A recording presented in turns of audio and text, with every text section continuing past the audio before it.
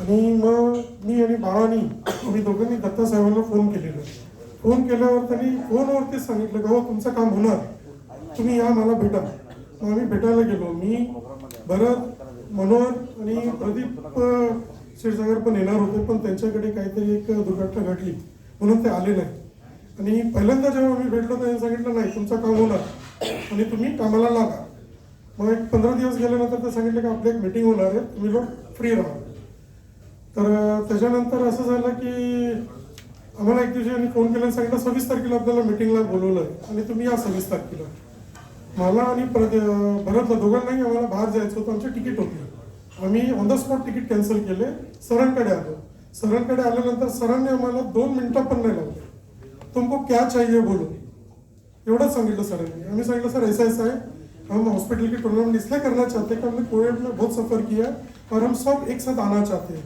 Sir ने बोला ठीक है, और कुछ चाहिए तो मुझे बता दो, मैं बैठा हूँ, आप लोग इधर मीटिंग करो. आम्ही 1-1.5 तास मीटिंग केले होते. 1.5 तासानंतर सरांच्या कॅबिनेटमध्ये गेल्याने सांगितलं सर हमारा बजट अभी बढ़ गया है. सर बोले कोई बात नहीं, जो भी बजट बढ़ा है आपका आप दत्ता को बता दीजिए, आपका काम हो जाएगा.